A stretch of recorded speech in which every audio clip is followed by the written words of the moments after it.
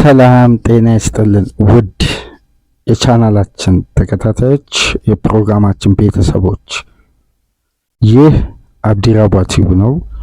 ፕሮግራማችንን ላይክ በማድረግ እንደ ሁል ጊዜው እንዲጀምሩ፣ አዲስ የሆናችሁ ሰብስክራይብ በማድረግ የደወል ምልክቷን እየተጫናችሁ ቻናላችንን እንድትቀላቀሉ ጆይን እንድታደርጉ በአክብሮት እየጋበዝን ይህንን ፕሮግራም ከሀገር ውጭ የምታደምጡ የቻናላችን ተከታታዮች የሁል ጊዜ ድጋፋችሁን በሱፐር ስቲከር፣ ሱፐር ቻት፣ ሱፐር ታንክስ ድጋፍ እንድታደርጉ በአክብሮት እየጋበዝን የሶስተኛ ክፍል ፕሮግራማችን እንግዲህ ወደ እንግሊዝ ፕሪሚየር ሊግ ይመልሰናል። በቀጥታ ትኩረት የምናደርገው በአስደናቂ የድል ጉዞ በማይክል ካሪክ ውስጥ ወደ ሶስተኛ ደረጃ ከሰባተኛ ደረጃ ወደ ሶስተኛ ደረጃ በአንዴ ከፍ ማለት የቻለው በፕሪሚየር ሊግ በማይክል ካሪክ ውስጥ በሚታይ ለውጥና እድገት ያሸበረቀው የማይክል ካሪክ ማንቸስተር ዩናይትድ የቡድኑ ቁልፍ ተጫዋች ስለሆነው ስለ ክላስ እና ስለ ጥራት ካወራን በሊጉ የፈጠራ ልዩነት ከየትኛውም ቡድን ከሚገኙ የፈጠራ ተጫዋቾች ውስጥ በከፍተኛ ሁኔታ በልዩነት ያውም ከኳሊቲ ጋር ከፍ ባለ ኮንሲስታንሲ በጣም ከፍ ባለ ኮንሲስታንሲ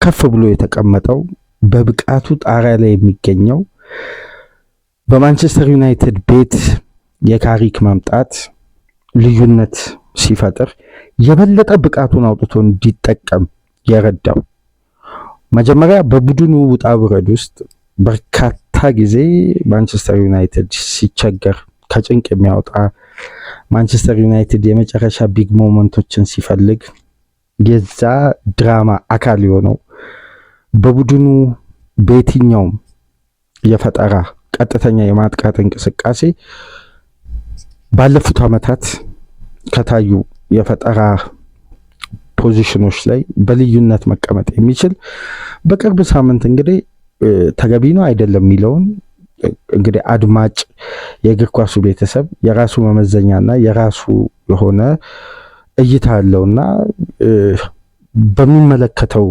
በሚፈርደው ወይም ለሱ አመቺ በሆነ በጨዋታ እንቅስቃሴና ስትራቴጂ አስፈላጊውን ውሳኔና የፈለገውን የማድነቅ የፈለገውን የመተቸት የእግር ኳሱ ቤተሰብ ሙሉ ስልጣን አለ። ግን ብቃትን ከድጋፍ በጸዳ መልኩ ብቃትን ከተጫዋቾች ንጽጽር ሳይሆን በሚያደርጉት አስተዋጽኦና በሚፈጥሩት ልዩነት ለይተን ካየን ግን ብሩኖ ፈርናንዴስ ባለፉት ዓመታት ከተመለከትነው የፕሪሚየር ሊጉ አስደናቂ የፈጠራ ተጫዋቾች መካከል አንዱ ሊሆን እንደሚችል 100% መደምደም ይቻላል። በዘንድሮ ውድድር ዓመት ደግሞ የአማካይ ክፍል የማጥቃቱ እንቅስቃሴ በአንደኝነት ቢቀመጥ በሱ ልዩነቶች ቡድኑ ካለው ወቅታዊ ብቃት፣ ቡድኑ ካለው ወቅታዊ ቅንጅት፣ ቡድኑ የጀመረበት የውድድር ዓመት እያሳየ የመጣው ፕሮግረስ ያለፈው ውጣ ውረድና ቡድኑ በየውድድር ዓመቱ ሲገባበት የነበረውን ውጥረት ከግምት ውስጥ በማስገባት ግን ከተመለከትን በማንቸስተር ዩናይትድ ቤት ብቻ ሳይሆን በፕሪሚየር ሊጉ አንደኛ ምርጡ የአማካይ ክፍል የክሬቲቭ አማካይ፣ ይህ ምንም ድርድር የማይቀርብበት ጉዳይ ነው። በፕሪሚየር ሊጉ ብቻ አይደለም፣ በአምስቱ ትላልቅ ሊግ በዚህን ሰዓት ፕሌይ ሜከር የፈጠራ ተጫዋች የ10 ቁጥር ተጫዋች ብለን ካነሳን በልዩነት ብሩኖ ፈርናንዴዝ አንደኛ ደረጃ ላይ መቀመጥ ያለበት አስደናቂ ተጫዋች ነው። በየቡድኑ ያሉትን የክሬቲቭ አማካዮች ካላቸው የቡድን ጥንካሬና ወቅታዊ ውጤታማነት አኳያ ከግምት ውስጥ አስገብተን ከተመለከትን ብሩኖ ለማንቸስተር ዩናይትድ እያደረገ ያለውን አስተዋጽኦ ሌሎች ተጫዋቾች በሱ በተመሳሳይ ስፍራ ከሱ ጋር የሚወዳደሩ የሚነጻጸሩ ተጫዋቾች በሊጉም ከሊጉም ውጭ በብሩኖ ፈርናንዴስ ደረጃ አውትሻይን የማድረግ አቅማቸው በዘንድሮ የውድድር ዓመት እንደ ብሩኖ አይደለም። በየትኛውም መመዘኛ ብሩኖ የፕሪሚየር ሊጉ በዚህን ሰዓት ምርጡ የክሬቲቭ አማካይ፣ ምንም ጥያቄ ማይፈጠርበት ወይም አወዛጋቢ ክርክር አያስፈልገው። በኳሊቲ በስታንዳርድ በጣም በተለየና በተሻለ ሃይ ስታንዳርድ ኳሊቲ ማንቸስተር ዩናይትድ የተሟላ ግንባታ፣ የተሟላ የቡድን ቅንጅት፣ አስተማማኝ መረጋጋት ቢፈጠር የብሩኖ ክሬቲቪቲ ማንቸስተር ዩናይትድን ወደ ቀድሞ ዋንጫ አሸናፊነት የመመለስ 100% አቅም አለው። ይህንንም አቅም እየተመለከትን ነው። ግን ምንድነው አንድን ቡድን ለማድነቅ አንድን ቡድን በልዩነት ከፍ ለማድረግ የተጫዋቹ አስተዋጽኦ ብቻ አይደለም፣ የቡድኑ ውጤታማነትና ይሄ የዋንጫ መመዘኛ የሚቀርብበት ክራይቴሪያ በጣም ያስገርማል። ምክንያቱም በዓለማችን ግዙፍ ሽልማት ተብሎ የተጫዋቾች የግል ሽልማት ባለንዶር ነው። ባለንዶር ባለፉት ዓመታት ሲሸልም የከረመውን ጉዳይ ብትመለከቱ የአታኪንግ ሰርድ ተጫዋቾችን አይደል፣ በፈጠራ በኩልም አስተማማኝ፣ በተለይ አስቆጣሪነታቸው።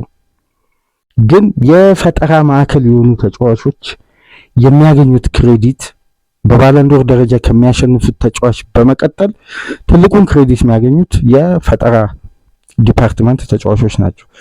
ባለፈው ዓመት ለምሳሌ በሊጉ አስደናቂ የፈጠራም ያስቆጣሪነትን አቅም የነበረው መሐመድ ሳላ ነው። ከዛ የተቀሩ ዓመታትም ወደ ኋላ መለስ ብለን ብንመለከት መሐመድ ሳላም ኬቪን ዲብሮይን እነዚህ ተጫዋቾች ልዩነት ናቸው። በአርሴናል ቤት የነ ሞሲት ኦዚል የፈጠራ ከፍታን አይተናል።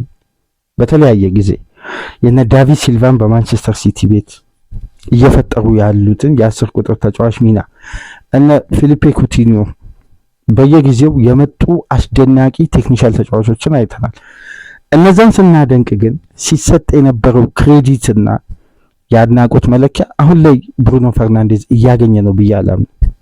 ምክንያቱም ብሩኖ እንደዚህ በዚህ ደረጃ ማንቸስተር ዩናይትድ በአሰልጣኝ መፈራረቅ ስቴቢሊቲውን አጥቶ ባለፉት 14 ወራት ከማይክል ካሪ ቀደም ብሎ የነበረው ፈታኝና እጅጉን በጣም አወዛጋቢ መረጋጋት ያቃተው ወጥነት የጎደለው ስንት ውጣ ውረዶችን ያለፈ ቡድን ውስጥ ግን ሁሌም የቡድኑ አይከን ሆኖ ከፊት ለፊት የሚታየው ብሩኖ። በነገራችን ላይ ስለ ኮንሲስታንሲ ካነሳን በወጥነት የማገልገል በወጥነት አስተማማኝ ብቃትን ለቡድን የማበርከትን ከፍ ያለ ደረጃ ካየን ብሩኖ ፈርናንዴዝ ለምንድን ነው በዚህን ሰዓት ምርጡ የክሬቲቪቲ ተጫዋች ነው የምንለው? በቦታው ላይ ስለ አስተማማኝ ኮንሲስታንሲ ካነሳ የትኛውም ተጫዋች የለም። ለምሳሌ ባለፉት 6 የፕሪሚየር ሊግ ዓመታት እንደ ብሩኖ ፈርናንዴዝ በቦታው ላይ አስተማማኝ ግቦች ላይ በቀጥታ ተሳትፎ የማድረግ በክሬቲቪቲውም በማስቆጠሩም በኩል የተሟላ ተጫዋች በሱ ቦታ የተለያዩ ሲዝኖችን እያሳለፉ ያሉ ከብሩኖ ባልተናነሰ ጊዜ በፕሪሚየር ሊጉ ቆይታ ያደረጉ ተጫዋቾች አሉ። ለምሳሌ ከብሩኖ ጋር በአስተማማኝ ኮንሲስታንሲ ከ10 በላይ በየውድድር ዓመቱ የግብ ተሳትፎ በማድረግ ለ6 ተከታታይ ዓመት ከ10 በላይ ግቦች ላይ ተሳትፎ በማድረግ ለምሳሌ መሐመድ ሳላ አለ፣ ኦሊ ዋትኪንስ አለ፣ ጃሬድ ቦዌን እና ሊያንድሮ ትሮሳርድ። ነገር ግን ብሩኖ ፈርናንዴዝን ከነዚህ 4 ተጫዋቾች ነጠል ብሎ መመልከት የሚያስፈልገው ሁሉም አታኪንግ ሰርድ ላይ ያለቀላቸው ኳሶችን የሚያገኙ ተጫዋቾች ናቸው። ግን ለነዚህ ተጫዋቾች ያለቀለትን ኳስ ፕሮዲዩስ የማድረግ አቅምን ስታንዳርድን ነው እያነሳ የምንገኘው። እነዚህ የማስቆጠር አቅማቸውን የበለጠ ከፍ ያለ አመቻችቶ ከማቀበል ይልቅ አመቻችቶ የማቀበልና የቡድን ማጥቃትን በበለጠ ጥራት የፋይናል ሰርድ ውጤታማ ፐርፌክሽንን ግን ከተመለከትን ማን እንደ ብሩኖ ፈርናንዴዝ ኮንሲስታንሲ የሚያሳይ የፈጠራ አማካይ እንዳለ በቡድን ውስጥ ጠቁሙን። ለተከታታይ 6 የውድድር ዓመት ይሄ ነው ትልቁ ስታንዳርድ። ኮንሲስታንሲ ለማሳየት ደግሞ አንዱ የሚያስፈልገው የተጫዋች ፕሮፌሽናሊዝም ትልቁ ጤንነት፣ አካል ብቃት፣ አስተማማኝነት፣ ዋስትና ሊኖረው ይገባል ቡድን በግንባታው እንዲቀጥል። ማንቸስተር ዩናይትድ የብሩኖ ፈርናንዴዝን ሃይ ስታንዳርድ ኳሊቲ በሚገባው ደረጃ ለመጠቀም አሁን ገና የነቃ ይመስላል። ምክንያቱም በየውድድር ዓመቱ ማንቸስተር ዩናይትድ ሽግግር ውስጥ ይገባል። በአዲስ አሰልጣኝ ምክንያት አሰልጣኝ በተቀየረ ቁጥር የሽግግር ጊዜው እየረዘመ የቴናግ ዘመን ምን ያክል ጋፕ ፈጠረ? ከ2022-23 አንስቶ እስከ 2024-25 ድረስ የፈጠረውን ጋፕ ያን ሁሉ የሽግግር ጊዜ ዩናይትድ ባላንስ ሆኖ ቀጥሏል ወይ? አልቀጠለም። ስለዚህ የብሩኖ ኢፌክቲቭ መሆንና ውጤታማነት ተነጥሎ እንዲስተዋል አላደረገም። የሚሰራው ስራ ክሬዲት አላገኘም። አሞሪም መጡ። የበለጠ የዩናይትድ ስትራክቸራል የጨዋታ ሂደት ወደ ባክ ስሪ ሲስተም እንዲቀየር ያንን ሲስተም አዳፕት ለማድረግ በቂ ቱሎችን እስከሚያገኙ ግማሽ ሲዝንን ጊዜ ፈጁ። የሶስት ተጫዋቾችን የፊት መስመር ቱል ሲያገኙ አታኪንግ ሰርዱ ጥሩ ሆነ። የአማካይ ክፍሉ ባላንስ መጠበቅ አልቻለም። ውጤት ጠፋ። በዩናይትድ የአሰልጣኝነት ታሪኩ 34% ዊኒንግ ሬት ያለው አሰልጣኝ ሆነ። ሩበን አሞሪም ተሰናበቱ። ካሪክ መጣ። ግን የቦታው የክሬቲቪቲን አቅምና ባላንስ ስለሚያውቅ ብሩኖን ነፃ ለማውጣት የአማካይ ክፍሉን ባላንስ ነበር ያስተካከለው። ብሩኖ ነፃ ሲወጣ ደግሞ እንዴት አይነት ተጫዋች መሆኑን ደግሞ የበለጠ በሁለተኛው ውድድር ዘመን 2026 አንስቶ ኢፌክቲቭ መሆኑን በማንቸስተር ዩናይትድ እግር ኳስ ታሪክ በአንድ የውድድር ዓመት ከዴቪድ ሜካም በላይ አሲስት ያደረገ ተጫዋች አልነበረም እስከ ዘንድሮ ሲዝን ድረስ በ15 አሲስት በአንድ የውድድር ዓመት። ብሩኖ ፈርናንዴስ ገና ቀሪ 7 ጨዋታ እያለው ከወዲሁ 16 አሲስት ላይ በመድረስ የክለቡን የምንጊዜም ሪከርድ መስበር ችሏል በአንድ ሲዝን። አንደኛው ኳሊቲ ማንቸስተር ዩናይትድ እንደ ብሩኖ ፈርናንዴዝ አይነት ክሬቲቭ አማካይ በዛ ፖዚሽን ላይ አልተስተዋለም ማለት ነው። ያ አስደናቂው የቡድኑ ቅንጅት ከፍተኛ ውጤታማነት የሚያስመዘግበው ዩናይትድ ውስጥ እንኳን በብሩኖ ደረጃ አሲስት የማድረግ በአንድ የውድድር ዓመት አልተስተዋለም። ይሄ ብቻ አይደለም። የተጫዋቹ አሲስት ማድረግ በሜዳ ውስጥ በሚፈጠሩ አጋጣሚዎች ሳይሆን ይሄ ተደጋጋሚ ሂደት እንዳለው የምንመለከትበት የተለያዩ ስታቶች አሉ። ብሩኖ ያልተገደበ የአታኪንግ ሰርድ ሚና ሲሰጠው አንዱ የብሩኖ ኳስ ወደ ቻንስነት የመቀየር እድሉ 74.5% ነው ይላል ኦፕታ። ይሄ ማለት ፋይናል ሰርድ ብሩኖ ፈርናንዴዝ ወደ ኦፖዚሽን ሃፍ እየቀረበ ኳስ እግር ውስጥ በየትኛውም ዳይሬክሽን በሌፍትም በራይትም ፖዚሽን ላይ ካለና ዴሊብሬትሊ ዩናይትድ ፎርዋርድ እንቅስቃሴ ላይ ካለ የብሩኖ ኳስ ወደ አደጋ የመቀየር ቻንሱ በጣም ከፍተኛ ነው።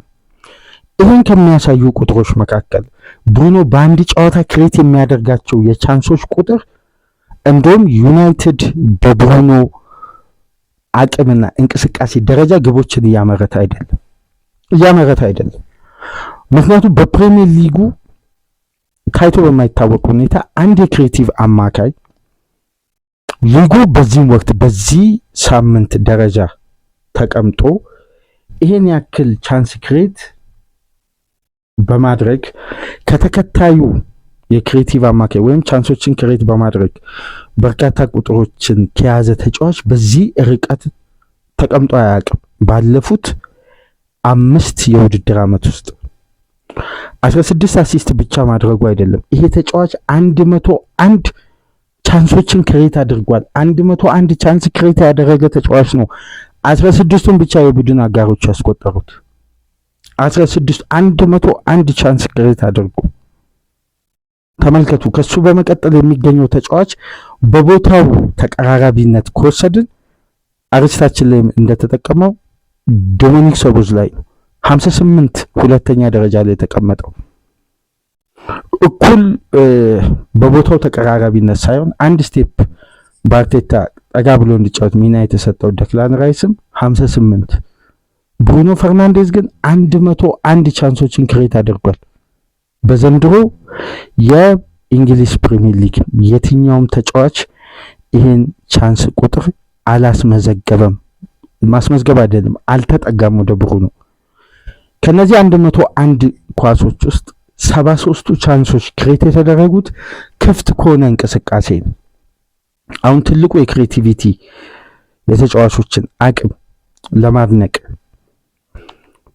አንደኛ ትልቁን የጨዋታ ስትራቴጂ ማድነቅም ካለብን የበለጠ ትኩረት መስጠት ለንጽጽር አይደለም፣ ለአድናቆት የአንድን ተጫዋች ልፋትና ክሬዲትን በአግባቡ ለመስጠት በአንድ ቡድን ውስጥ የአንድ ተጫዋች ተጽዕኖ በዚህ ደረጃ ጎልቶ የሚወጣ ከሆነና ኢፌክቲቭ ከሆነ ያለምንም ጭቅጭቅ ወይም ተጨማሪ ሌላ ሀሳቦችን ማንሳት ሳያስፈልግ በበቂ መመዘኛ የአንድን ተጫዋች ኳሊቲ ለማድነቅ የጨዋታ ስትራቴጂንና የጨዋታን አማራጭ ይሄ ተጫዋች ቻንሶችን ክሬት ለማድረግ ለምሳሌ በአንድ የውድድር ዓመት ከኮርና የሚደረጉ ኳሶች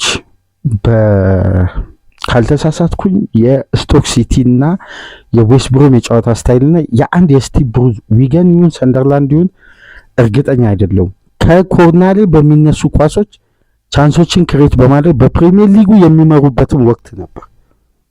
ብሩኖ ፈርናንዴዝ ግን 73 ኳስ ክሬት ያደረገው ከ101ዱ የጨዋታ እንቅስቃሴ ውስጥ ክፍት የሆነ እንቅስቃሴ። ይሄ ማለት ለክፍት እንቅስቃሴ ክሬቲቭ ቻንስ ማድረግ በፕሪሚየር ሊጉ ያውም በዘንድሮ የጨዋታ ስትራክቸር ከየትኛውም ጊዜ በላይ 29 በመቶ የሊጉ ጨዋታ ሳይጠናቀቅ 27ኛ ሳምንት ላይ ያለ የኮርና ኳስ እንደ ዘንድሮ የውድድር ዓመት ተቆጥሮ አያውቅም። አንደኛ ከቆሙ ኳሶች ክለቦች የበለጠ ጠንክረው መጥተው ኳስ በሜዳ ውስጥ የሚኖረውን ፍሰት ካለፉት ዓመታት በግራፍ ወርዶ 56 በመቶ ብቻ ነው የኳሷ እንቅስቃሴ በመሬት ላይ የምትቆዩ። እንዲሁም አንድ ቡድን በጨዋታ ካለፉት ዓመታት የበለጠ በፐርሰንት 21.6 የረጃጅም ኳሶችን አጠቃቀም አጎልብቶ በመጣበት ሲዝን ተመልከቱ። ሎው ብሎክ፣ ረጃጅም ኳስ። በሌላ በኩል የፕሪሚየር ሊጉ አብዛኛው ክለቦች በደንብ ተመልከቱ ኦቨርሎድ እና ሰከንድ ቦል በሚል ስትራክቸር ላይ ተዋቅረው፣ ይሄ ማለት አንድን ኤሪያ በረጅም ኳስ ኦቨርሎድ መፍጠር፣ የዛ ኤሪያ ተጫዋቾች የመጀመሪያውን ኳስ ሲያሸንፉ ሰከንድ ቦል ላይ የሚደረግ ፕሬሲንግ በትራንዚሽን ወደ ሶስተኛው ሜዳ ክፍል ከመሄድ ይልቅ በፍሰት ከመሄድ ይልቅ በቀጥታ በሚደረግ ዳይሬክት አታክ ፋይናል ሰርድ ለመድረስ በሚደረግ የጨዋታ ስትራቴጂ በበዛበት ሲዝን ውስጥ ሎ ብሎክ መከላከል ዋስትና ነው የሆነበት የሲዝኑ አጠቃላይ ምስልን የሚገልጽ የአብዛኛው ክለብ ጥንካሬ በሆነበት ሲዝን ውስጥ ብሩኖ ፈርናንዴዝ በዚህ ደረጃ ጎልቶ ወጣው። ክፍት ከሆነ እንቅስቃሴ ይሄ ቀላል የሚባል ቁጥር አይደለም። 73 ኳስ ክሬት ማድረግ በሊጉ ክፍትም ከሆነ እንቅስቃሴ ከፍተኛ ቻንሶችን ክሬት በማድረግ አንደኛ ብሩኖ፣ በአሲስት 16 አንደኛ ነው በሊጉ በዘንድሮ ሲዝን 101 ኳሶችን ክሬት በማድረግ አንደኛ ነው። ክፍት ከሆነ እንቅስቃሴ 73 ኳስን ክሬት በማድረግ አንደኛ ነው። በበለጠ ደግሞ ከየትኛውም ተጫዋች በላይ ፋይናል ሰርድ የተሳኩ ፓሶችን ወደ ተጋጣሚ ቦክስ በማድረግ 65 ስኬታማ ፓሶችን በማድረግም አንደኛ ነው በፕሪሚየር ሊግ። አንድ ክሬቲቭ አማካይ ሊያስፈልገው የሚችለውን ክራይቴሪያ ሁሉ ማሟላቱን በዚህ እንመለከት። ይሄ ብቻ አይደለም፣ 65 የተሳኩ ፓሶችን ወደ ተጋጣሚ ቦክስ ፓስ አድርጎ ወደ አደጋ የመቀየር ቻንሱ እነዚህ 65% የተሳኩ ፓሶች ውስጥ ወደ አደጋ የመቀየር ቻንሱ በአብዛኛው 68.4 በመቶ ውጤታማ ነው። ማለት ወደ አደጋ የመቀየር ቻንሱ ከፍተኛ ነው። ሌላ አደጋ የሚፈጥር ፋይናል ሰርድ ፓስ ማለት ነው። እንዲሁም በፕሪሚየር ሊጉ በዘንድሮ የውድድር ዓመት 24 ቢግ ቻንሶችን ክሬት በማድረግ ከየትኛውም የእንግሊዝ ፕሪሚየር ሊግ ተጫዋች አንደኛ ላይ ነው የሚገኝ።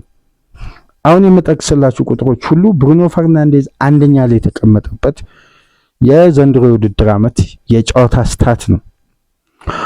በተጨማሪም ክፍት ከሆነ እንቅስቃሴ ቢግ ቻንሶችን ክሬት በማድረግ 19 ቢግ ቻንሶችንም ክሬት ያደረገ የበለጠ ለግብ የቀረቡ ቻንሶችን ክሬት በማድረግም ይሄ ተጫዋች በሊጉ በአንደኝነት መቀመጡ ይታወሳል። በተጨማሪ ሶስተኛ ሜዳ ክፍል ላይ የተሳካ 538 ፓሶችን በማድረግ አንደኛ ነው። ሙከራና ግብን ከአሲስት ጋር በመደመር ደግሞ በአጠቃላይ ብሩኖ ፈርናንዴዝ 89 ሙከራ ግብንና አሲስትን ባካተተ በቀጥታ ፋይናል ሰርድ ላይ ባደረገው ሙከራ በሊጉ አንደኛ ነው።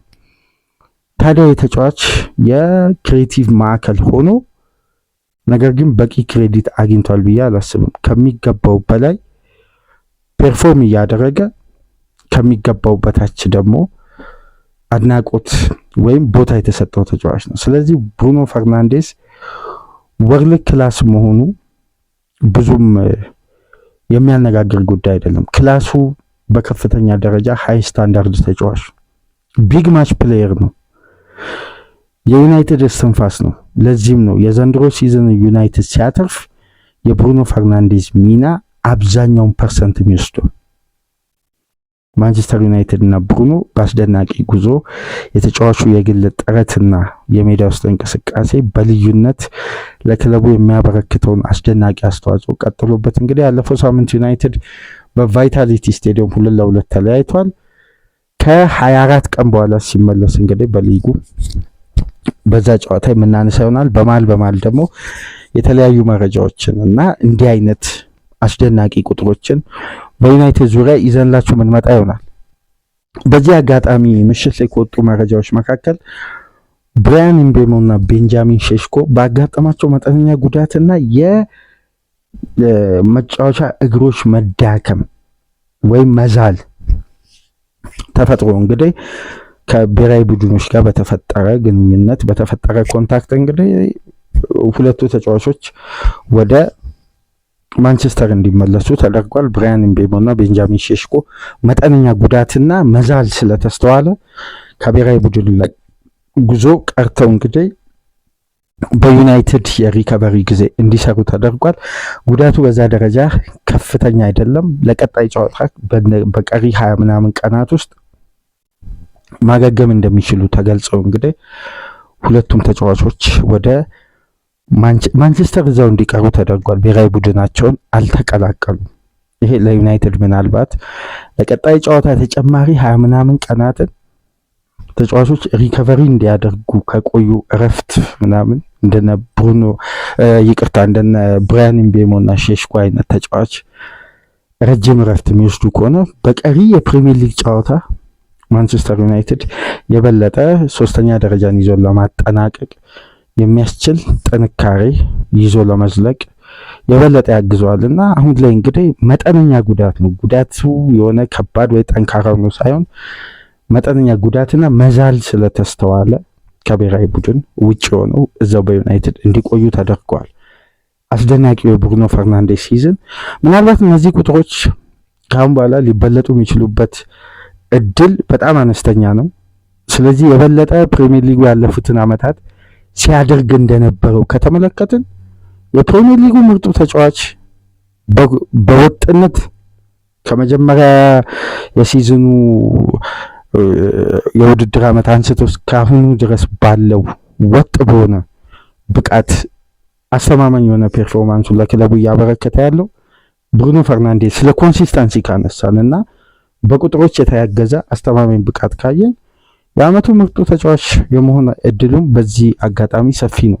ስለ ኮንሲስተንሲ ካነሳ እና ብሩኖ አስደናቂው የግብ ምርት የሆነበትን ያልተዘመረለትን የኦልድ ትራፎርዱን ጀግና እንግዲህ በእንዲህ መልኩ አወሳን። የዝውውር ጉዳዮች አሁንም ከበስተጀርባ ሩመርሶች አሉ በስፋት ይሄ ተጫዋች አሁንም ከዩናይትድ በቀጣይ ሳመር ይወጣል የሚሉ ጭምጭምታዎች በስተዋልና ብሩኖ መልቀቅ በዚህን ሰዓት የግንባታውን አንዱን ስቴፕ ወደ ኋላ ማስቀረት ተደርጎ እንግዲህ እኔ በግል የማስበው እንደዛ ብሩኖን ከመልቀቅ ይልቅ በሱ ዙሪያ የበለጠ አማካይ ክፍሉ ማጠናከር ለማንቸስተር ዩናይትድ የሽግግር ጊዜ ጤናማ ወቅት ከፊት ለፊት እንዲመጣ ይረዳል ብዬ ነው ማስበው። ይሄ ግል አስተያየቴ ነውና ይሄን ጉዳይ አለ። ለማንኛውም ላይክ፣ ሼር፣ ሰብስክራይብ ማድረጋችሁ እንዳትረሱ። ከዚህ ፕሮግራም በመቀጠል በኤንዞ ፈርናንዴስ የዝውውር መረጃ ለቼልሲ ደጋፊዎች ለፕሮግራማችን አድማጮች ይዘንላችሁ የምንመጣው መረጃ ይኖራል። ይህንን ፕሮግራም ከሀገር ውጭ የምታደምጡ በሱፐር ስቲከር፣ በሱፐር ቻት፣ በሱፐር ታንክስ ድጋፍ አድርጉ። በኤንዞ ፈርናንዴስ የዝውውር ሂደት ተመልሰን እንመጣለን። ሰላም ቆዩ።